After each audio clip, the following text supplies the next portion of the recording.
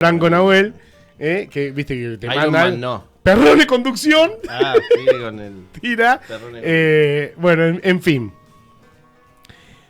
11:30. ¿Cómo Bajamos un estamos? poquito la corti. ¿Cómo estamos? ¿Bien? Bien, bien. Bien. Bien, yo me fui de ¿Arranca acá. o no arranca la campaña? Yo me fui de acá el 11 de agosto, 13 de agosto. 13 de agosto, al mediodía, después de haber hecho cobertura con vos y con Lula toda la mañana, y después lo seguí en la tarde desde mi casa. Y bueno, un poco al tanto de lo que iba pasando y con el resultado ya puesto por horas de la noche. Y es un tema si la campaña arranca o no arranca. Yo creo que arrancó al día después también. ¿Vos decís que continuó arrancó? la campaña. Lo que pasa que después, y un poco es lo que vamos a tratar de analizar hoy, es para qué lado arrancó la campaña. A mí igualmente, para arrancar, me gustaría irme un tiempo para atrás. Porque el escenario que se dio en las PASO es un escenario que muchos negaban, o muchos, incluso las encuestas, vos decías hace un rato en la entrevista con Martín, que las encuestas habían fallado en su mayoría, y hubo algunas personas que un tiempo atrás, no digo predijeron, pero sí analizaron este escenario de 3/3. Y una de esas fue nada más y nada menos que Cristina Fernández de Kirchner, que allá por mayo en un programa de televisión planteó este escenario atípico de 3/3, donde la importancia estaba en el piso que iba a hacerte acceder al balotaje. Eso no es un dato menor, porque ese dato tiene un correlato en el cierre de listas del 24 de junio, porque si vos ves cómo se componen las listas de Unión por la Patria en determinadas localidades, en determinadas provincias, ves mucho componente kirchnerista, y yo creo que tiene que ver con ese escenario que veía Cristina tiempo atrás. Pero dejó claro que su candidato era Guado.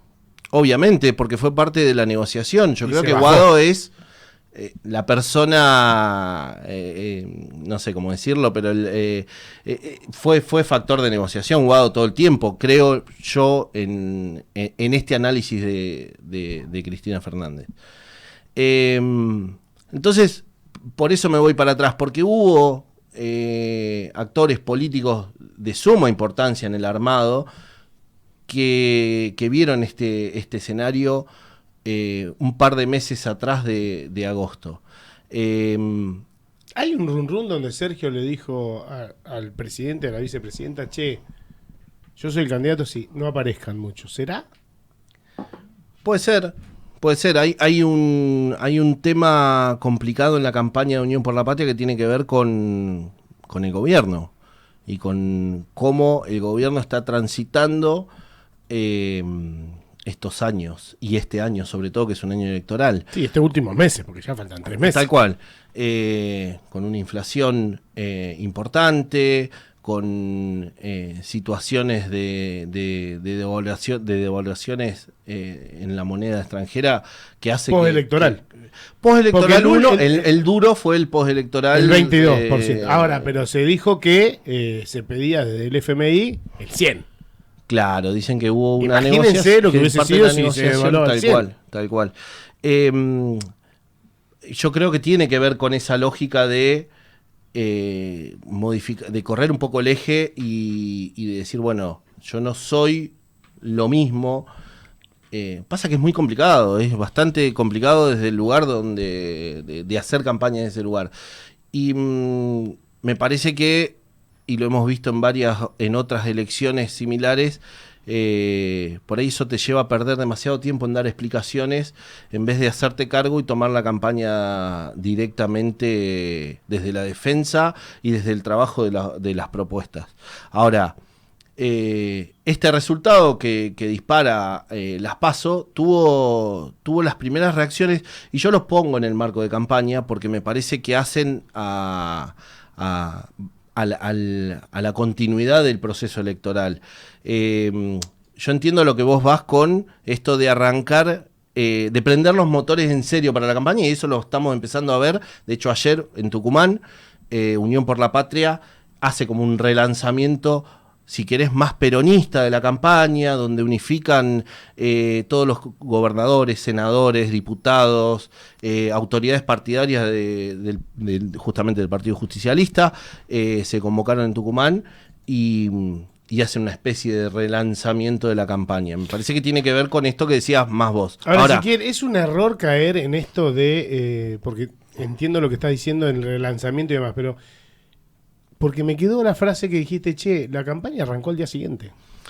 ¿Crees que el que más beneficiado se vio en esta campaña que arrancó al día siguiente fue Milei, cuando todos los demás actores hablaban de él y hablan de él y siguen hablando de él? ¿Crees que ese es el error de los otros dos espacios políticos?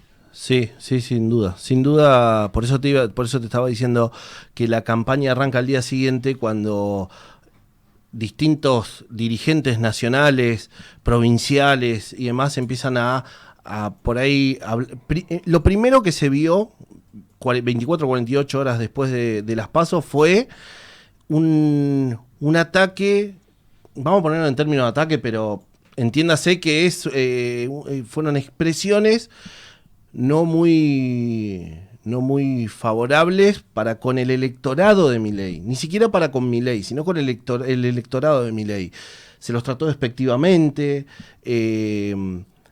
la vocera de... Sí, que en el caso de Chubut es el mismo electorado que le dio el triunfo a Torres, el mismo electorado que le dio el triunfo a Scioni y el mismo electorado que... ¿no? Creo que en todo el país. Lo que pasa que, bueno, en el fervor de la lucha, en el fervor del resultado, se cometieron errores, producto de, por ahí, no tener una conducción firme y fuerte de todo este espacio que compone. Yo hablo principalmente de Unión por la Patria porque no solo tiene la responsabilidad como una fuerza política que va a participar en la elección, sino que también tiene la responsabilidad más grande de seguir gobernando. Entonces, empezamos a ver eso. Y posterior a eso se vio directamente ya empezar a trabajar sobre la racionalidad de las propuestas de Milei. Y ahí creo que también se siguen cometiendo errores. Y el otro día yo escuchaba un analista político que para mí es uno de los que más viene acertando y buscándole una vuelta de rosca distinta por ahí al enfoque y a la mirada de las fuerzas políticas. Jorge Asís habla de que Milei dio en la tecla justa del humor y de la coyuntura social que vive la Argentina, y donde no importa tanto la letra de la canción, vamos a poner en ese término, sino más la melodía. ¿Viste cuando escuchás una canción en inglés, los que no sabemos inglés, y no la entendemos mucho, pero nos gusta porque la melodía tiene algo importante, pero no sabemos qué dice realmente, no entendemos algunas palabras?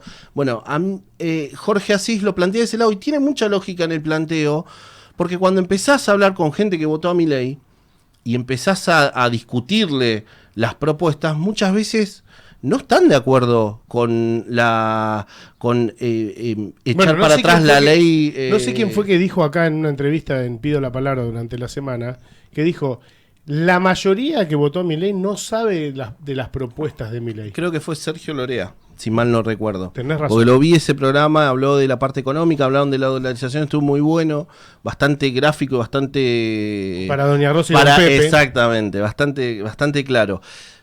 Bueno, se armó un debate durante 2-3 semanas sobre la dolarización. No había mesa ni lugar donde hablaras que no se hablara de la dolarización, sí, de cómo lo van a hacer. Y después el que puede llegar a ser ministro de Economía de Milei en caso de acceder a la presidencia dice, no vamos a dolarizar.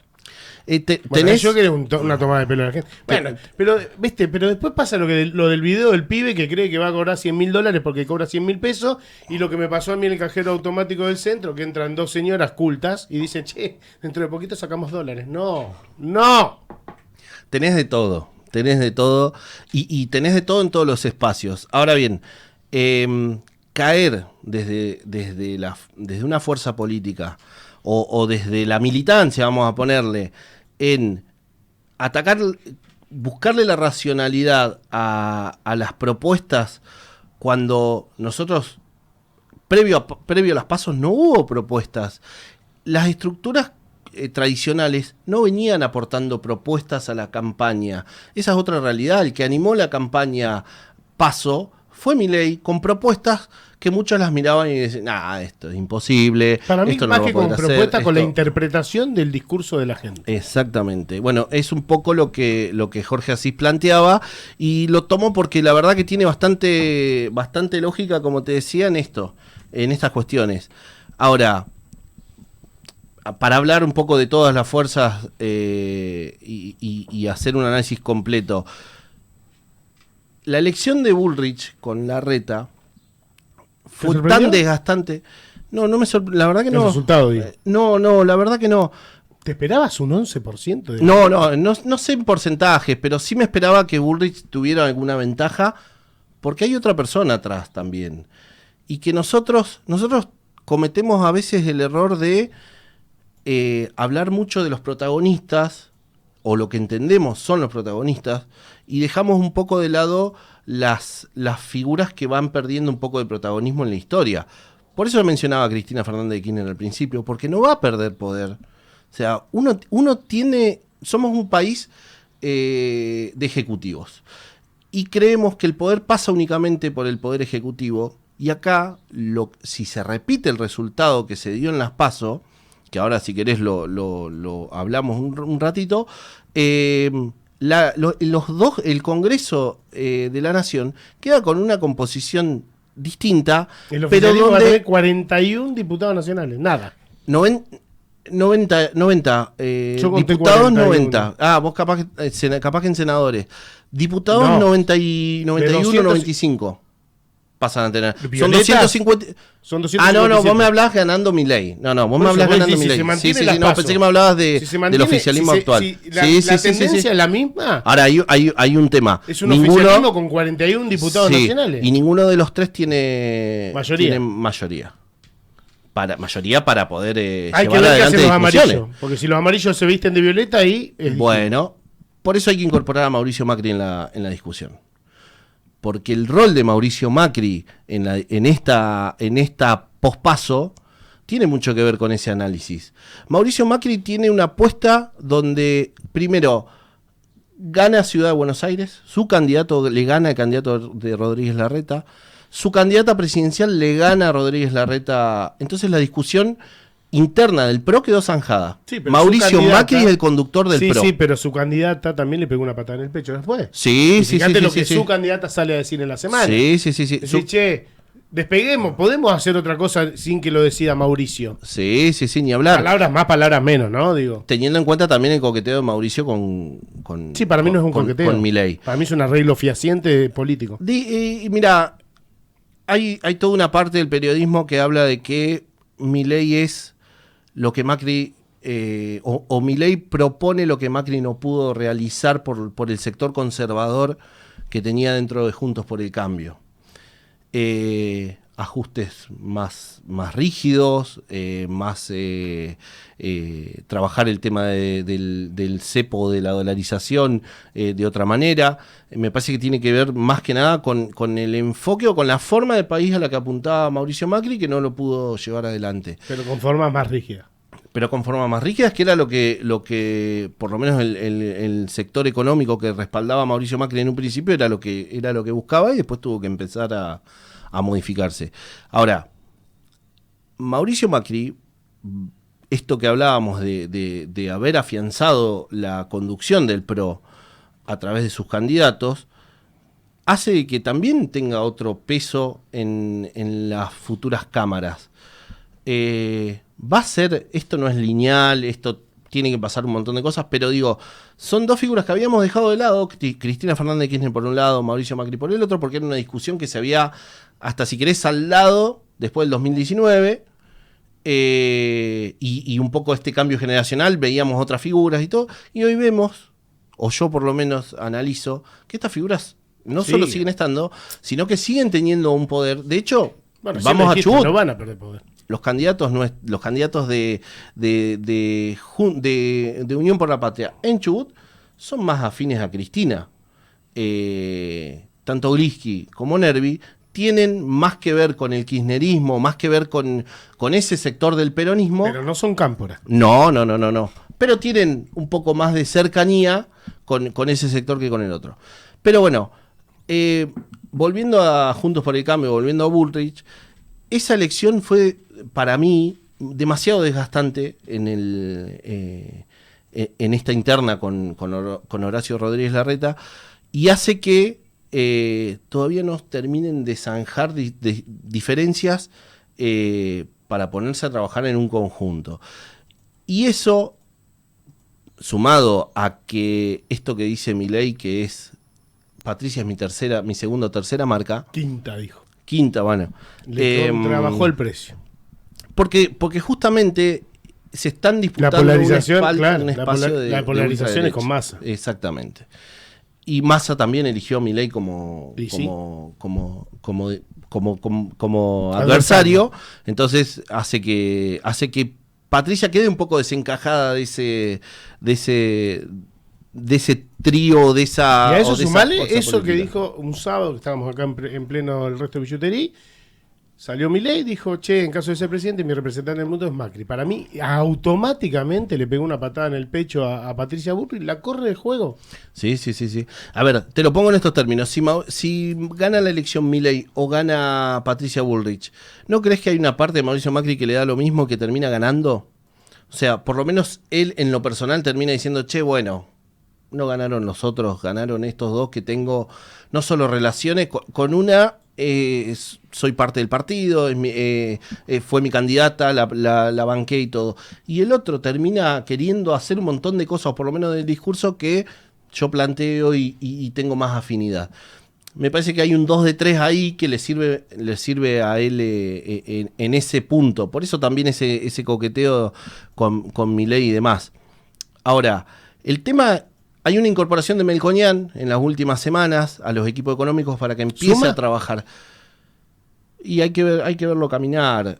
Viene de la Fundación Mediterránea, viene con un trabajo, estuvo en el gobierno de Mauricio Macri en el Banco Nación, después terminó yéndose. Hay que ver cómo funciona. Yo creo que le viene a dar sustento a toda la cuestión económica, para empezar a trabajar las propuestas reales que quiere llevar adelante Patricia sobre la cuestión económica. Hay que ver si no le opaca. Melconian es una figura pública, es una figura, ha estado muchos años en los medios de comunicación, es muy suelto. Habla con todos. Exactamente. Y hay que ver si no termina opacando a Patricia y termina... llevándose el protagonismo. Exactamente. Si estaríamos hablando de fútbol, es el 9 que se lleva la marca. Exactamente. Hay que ver si no termina pasando eso. Eso por un lado, y Juntos por el Cambio tiene esas situaciones. Tiene una salida, Juntos por el Cambio tiene un mes, septiembre es un mes donde tienen 3 elecciones por delante que arrancan mañana en Santa Fe. Hay Chaco, 5, ¿no? Hay 4, hay 7. 3 van en este mes y las otras 4 van el 22 de octubre. Estas 3, que empiezan este domingo, continúa Chaco y después va a Mendoza el último fin de semana de septiembre. ¿Santa Fe? Este domingo es Santa Fe. Puyaro, candidato a gobernador de Juntos por el Cambio, que le ganó la interna a una periodista, no me acuerdo ahora el nombre, Carolina Lozada. Muy bien ahí. Es probable... Un minion hecho. Es probable que termine ganando la elección por los números que manejaron en las PASO. Es muy probable que termine ganando la elección. Y hay que ver cómo Patricia capitaliza eso. Lo mismo va a pasar posiblemente en Mendoza. Y en Chaco hay que ver, porque Capitanich ganó la interna, sacó un porcentaje de votos bastante importante de manera individual. Hay que ver cómo funciona y qué termina de pasar con los casos de desaparición de esta mujer junto a un grupo que está cercano a Capitanich. Bueno, ¿qué quiero decir? Juntos por el Cambio tiene tres eventos electorales en los cuales va a poder tratar de capitalizar algo de esto. Y de provincias que definen. Y de provincias que tienen un... No sé tanto un Chaco, sector. pero Mendoza y Santa Fe son provincias. Y Chaco la tenés que contar dentro del esquema Del NOA. Sí, del norte argentino, vamos a decirlo más simple. Que ayer justamente es donde estuvo Sergio Massa. Si vos sumás la cantidad de electores que hay en el norte argentino, suman casi 6-7 millones de votantes. Es como un segundo conurbano, si querés, en Hay cantidad de 13 votantes. que no votaron. 13 millones de argentinos que no votaron. Por eso yo creo que justamente Unión por la Patria va a Tucumán. Obviamente porque Mansur va a pensar a tomar otro protagonismo en lo que viene de acá para adelante de las elecciones, y porque también hay un trabajo que hacer en el norte argentino, que es donde está esto que te digo, el segundo grupo de votos más importante después del conurbano bonaerense. Entonces creo que gran parte del trabajo de Unión por la Patria va a estar por ahí. El tema de Unión por la Patria es tratar de zanjar las discusiones internas de cara a octubre y con lo que está pasando con Milei. Esto que hablábamos al principio de esta idea de poder trabajar sobre las propuestas y sobre las virtudes que puede llegar a brindar Massa como candidato, y el peronismo, obviamente sumo a todo, Sí. más allá de que hay muchas cosas que yo considero que no tienen tanto que ver con el peronismo al cual uno está acostumbrado, sino que tiene que ver más con otras corrientes dentro de la política. Y un poco Guillermo Moreno lo decía, vuelvan al peronismo, trabajen el tema de los alimentos. Voy a acompañar cuando se hagan políticas peronistas, no como esta. Cuando bajen los precios de la comida. El otro día lo dijo. Claro, no puede el kilo de asado estar 4 lucas. El precio de la comida y nosotros nos sumamos. Vos decís, electoralmente tiene 0,7, no llegó a pasar Moreno, como otros tantos.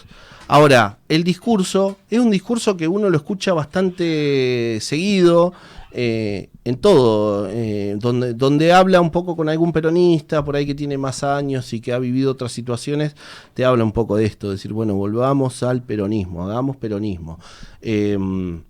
¿Cuánto crees en estas 7? Perdón, una cosita, porque también vamos a liarlo un poco con la realidad que nos toca vivir en el caso mío en Trelew. Yo sí lo veo en algunas cuestiones en Trelew, ese trabajo o esa idea de no nos corramos de la gente, sigamos estando con la gente, sigamos charlando con la gente. Lo he visto a Emanuel Colignier, que es un representante de la Cámpora, he visto a los grupos del MTE, de Movimiento Evita también haciéndolo. Hay grupos trabajando. Lo que no se ve, y en esto coincido con vos cuando arranca la campaña, es en la fuerza que en otras épocas tuvo el peronismo. Sí, o en las dirigencias, o basarse en el movimiento de la dirigencia. Tal cual. Eso no lo... Hasta yo hoy, no lo visualizo. Hasta hoy no se ve. Lo único que se visualiza es muchas redes sociales y mucho ataque, como veníamos diciendo, a posiciones que lleva adelante Milei o La Libertad Avanza, si querés, porque el lunes ocurrió una situación con un acto que realizó su candidata a vicepresidenta, Victoria Villarroel, en la legislatura porteña, donde hace un homenaje a las víctimas del terrorismo. Obviamente, uno que ha leído a Victoria Villarroel y la ha escuchado, sabe que Victoria Villarroel reivindica todo un sector que atacó a la sociedad en la época de la dictadura. Hay registros, hay información, ella no lo desmiente tampoco.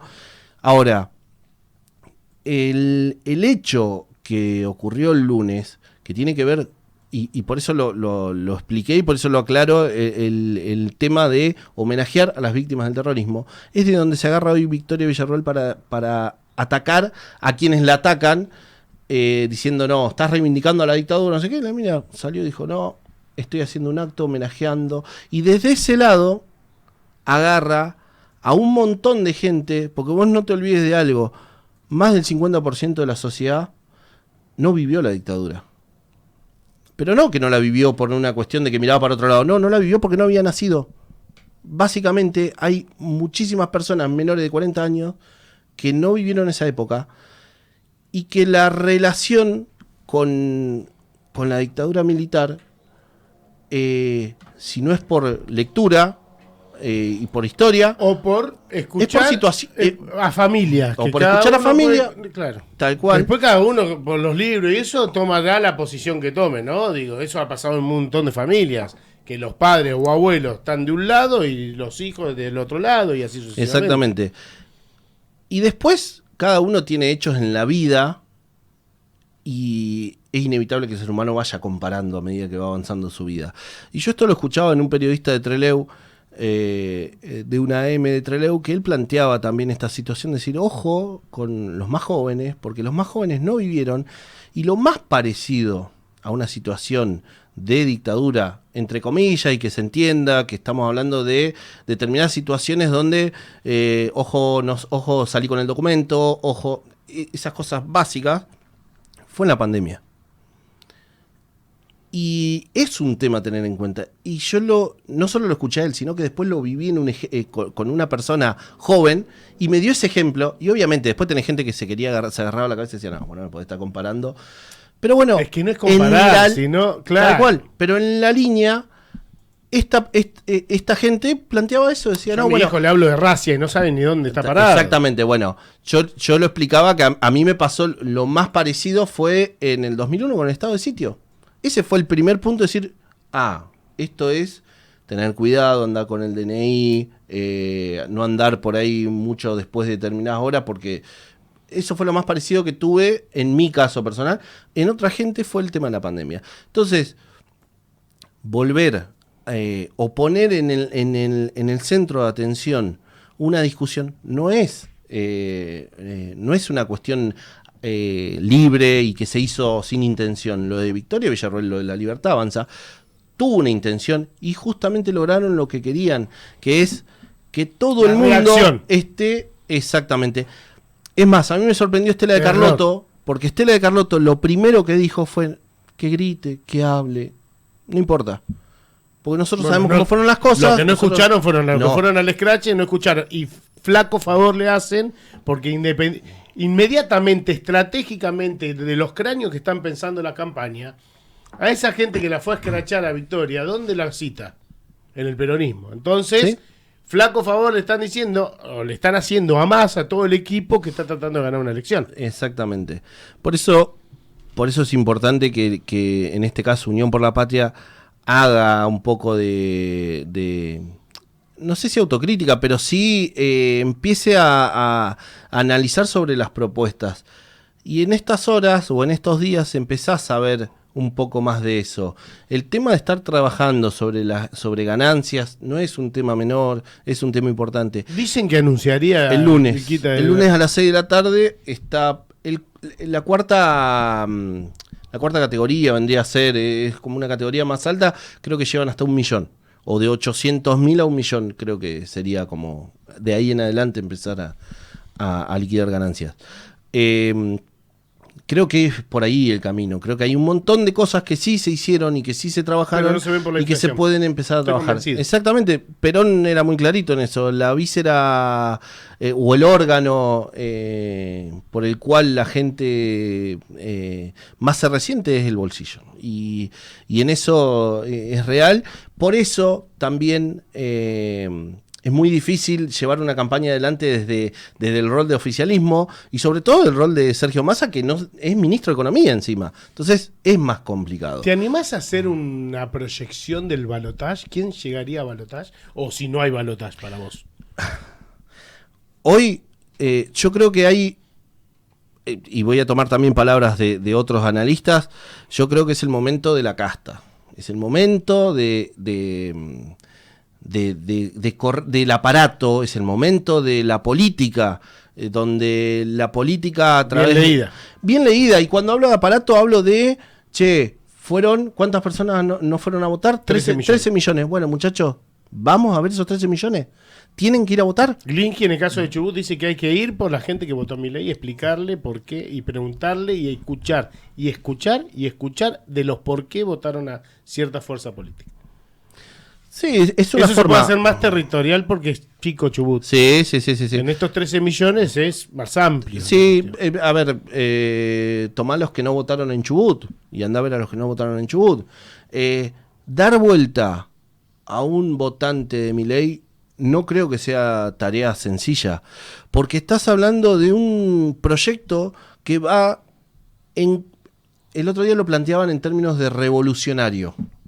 Y obviamente los que lo escuchaban, ¿cómo van a hablar de Milei revolucionario? Porque uno entiende la palabra revolucionario y no deja de ser, y no deja de ser otro tipo de revolución, porque lo que busca es un cambio de paradigma en la política. Después podemos discutir si lo va a poder lograr y no lo va a poder lograr. Yo tengo... Pero es lo que tira en la mesa y pero el que quiera lo agarra. Exactamente. Entonces... es muy difícil ir por ese camino. Obviamente, yo creo que en campaña vos tenés que ir por todos los caminos. Es multiplicarse y avanzar por todos. Hay un grupo que va a trabajar con los que no fueron a votar. Hay otro grupo que va a trabajar por aquellos que tienen identificados que saben que van a votar a Milei, o aquellos que saben que van a votar o que votaron a Juntos por el Cambio. Vamos a trabajar, vamos a tratar de persuadir para que vengan a acompañar esta propuesta. Es muy difícil, o sea, es un trabajo, sobre todo con la gente, como te decía, de La Libertad Avanza, porque es un producto antisistema también, y propone el cambio de paradigma. Entonces, ustedes ya estuvieron, ustedes también, no hicieron nada en términos generales, un poco lo que te marca la gente es no hicieron nada, vamos por esta opción. Y si no, en 4 años vemos qué hacemos. Para mí peligrosísimo. Es peligrosísimo. ¿Y sabés cuándo me di cuenta yo que era más peligroso todavía? Después del lunes. Porque lo del lunes... ¿Lunes? 14 de... Este lunes con el acto que hablamos recién de Victoria Villarruel, yo no venía opinando de ese tipo de cosas y no venía hablando de nos va a llevar a las privatizaciones y nos va a llevar para acá y nos va a llevar para allá, para no caer en... A ver, Menem fue peronista, muchacho. Menem fue peronista. Menem privatizó con el Partido Justicialista atrás, no lo hizo. Después podemos discutir si, por ejemplo, no estaba en las propuestas de campaña hacer todo lo que hizo Menem. No estaba en ninguna de las propuestas de campaña hacer todo lo que hizo. Él planteaba salariazo, planteaba cosas peronistas y después hizo otra cosa distinta, pero el Partido Justicialista estaba atrás. Entonces yo no quería caer por ahí en esto de que para privatizar después tenés que ir al Congreso, si querés discutimos el Congreso donde no van a tener mayoría y entrar en otras discusiones. Ahora, lo de Victoria Villarruel y su rol dentro de la defensa y dentro de la parte de fuerzas públicas es importante, porque suponiendo que esta discusión sobre, vamos a hablar, flexibilización laboral, no se da en el Congreso de la Nación o no se da, vamos a suponer que lo logran y salen todos los sindicatos y empiezan a salir los compañeros a las calles, como pasó en otras épocas de la historia, incluso en democracia. Yo sí le tengo miedo a Victoria Villarruel en esos términos, en esos lazos comunicantes con lo peor de la historia que fue la dictadura militar. A esa parte le tengo miedo. Esa parte fue la que a mí me despertó, decir, ojo, porque no es tampoco... ya no estamos hablando nada más que de privatizar o no, que después caen en cuestiones técnicas. Estamos hablando de formas. Estamos hablando de cuestiones, formas. Tal cual, estamos hablando de cuestiones de fondo de una de las peores historias que vivimos. Entonces, a esa parte, ahora, estratégicamente en campaña... capta un sector que nadie lo va a buscar. Capta un sector... y que no es trabajo de Unión por la Patria ir a cuestionarlo en este momento. En este momento tenés que ir a trabajar el convencimiento para que te voten, para entrar al balotaje. Si vos me preguntás a mí, con este trabajo de los gobernadores y de los intendentes del conurbano, que son los que esa otra parte que obviamos en esta discusión, que fueron los que les prestaron los fiscales a Milei en las PASO, porque eso también hay que decirlo. Hubo mucho cuidado sobre la boleta de Milei en las PASO. Sobre todo se vio bastante por lo que cuentan los analistas en provincia de Buenos Aires, porque había una idea de, bajémosle un poco el precio a Juntos por el Cambio, dejemos que este muchacho suba un par de puntos, pero está controlado. Me parece que se pasaron de rosca, se les fue el control y hubo todo. Nosotros lo hablamos fuera de aire ese día en las elecciones y yo te decía, che, ojo con el voto vergüenza, que no te está diciendo que va a votar a Milei y después adentro va a votar a Milei. Pasó. Creo que ese cuidado hace que hoy los intendentes del conurbano, los gobernadores que van a elecciones el 22, y demás, van a tener que prestar más, van a poner más el cuerpo para trabajar y van a acompañar más, no solo a Sergio Massa, sino a los diputados, candidatos a diputados. Por ejemplo, acá se lo vio a Gliski, se lo vio a Rosario Nervi, y se vio muy poco después de este trabajo, de la estructura, si querés, política. Y vos hablabas en otros programas de este cansancio por lo que había sido las elecciones del 30 de julio en la provincia, que eso había generado un desgaste. Bueno, muchachos, ese desgaste ya pasó, ya se hizo todo lo que había que hacer, el duelo y demás, y ahora, si quieren revertir la situación y quieren llegar al balotaje, hay que ponerse a trabajar. El gobernador Acioni, que no tocamos hasta ahora, tiene otra tarea, que es la de gobernar. 3 meses. Y me parece que está bien que el gobernador Acioni se dedique a eso y que la campaña la lleven adelante desde otros sectores. Por esta cuestión simple que hablábamos, separar los tantos, las cosas no están del todo bien, no están para nada bien, en el país y tampoco en la provincia. Entonces, hay trabajos que el gobernador tiene que ir haciendo, lo ha hecho con sindicatos, sobre todo estatales, ha hecho algunos puntos que suman sus porotos, y antes de no hacer nada o de ir para atrás o de hacer las cosas mal, eso por lo menos equilibra un poco la balanza. Entonces el trabajo más fuerte tiene que ser de la militancia. Para ir cerrando, escenario 22 de octubre, se pasa un balotaje, y si es así, ¿qué visualizas? ¿Quiénes serían los protagonistas de ese balotaje? Si hay balotaje, ¿te animás a decirlo? Sí, mira, hoy la verdad que yo no veo balotaje. Yo veo, ¿Ustedes primera vuelta? Ahí, pero raspando, no hay raspando y balotaje, y me parece a mí. Me parece que hay un trabajo, y como quedan 45 días, hay un trabajo importante para hacer de Unión por la Patria. Creo que es el que tiene chances de entrar a ese balotaje. Y te vuelvo a decir, no me olvido de las palabras de Cristina. Cristina esto lo dijo en mayo, y el trabajo estaba puesto desde ese momento en entrar al balotaje, que era lo que iba a terminar definiendo. Lo último, y sí, por ahí, en este contexto, mirá el contexto en el que estamos, que hoy es la primera vez que un entrevistado tuyo te dice a quién votaría en un balotaje de dos fuerzas que no lo representan en absoluto. Eso también habla del justicialismo, o habla de Unión por la Patria y de la situación que están viviendo, porque sí lo viste del otro lado. Uh-huh. Hubo gente que te dijo, vamos a votar a Massa. Y de este lado es como, no, bueno, no. Y eso también habla un poco de la situación que vive Unión por la Patria en la provincia, y creo que es el reflejo, no deja de ser el reflejo de lo que pasa a nivel nacional. Creo que en el balotaje van a estar las dos figuras, y creo que puede llegar a primar. Javier Milei y Sergio Massa creo que va a ser el balotaje. Creo que en el caso de que haya balotaje va a ser por ese lado. ¿Quién gana? No, ahí no te lo podría decir, porque faltan 45 días. Hay situaciones en el medio. No sé si hablaron de YPF, lo que pasó ayer. Son 13.000 millones de dólares en una demanda. 16.000 millones de dólares en una demanda. Justo ahora va a salir. Justo ahora sale, justo ahora los medios empiezan a mover. Bueno, vos sabés que es medio raro, ¿no? Hay situaciones. Una sentencia en pleno proceso electoral. Hay situaciones. Querido Ezequiel Alejandro, gracias por venir. No, gracias a ustedes. Vas a seguir siendo considerado en caso de que quieras. Sí, el día de las elecciones. ¿Venís? Olvídate. Lindo. Olví. Nosotros con el especial. Cele, querido, llegamos al final. Querida.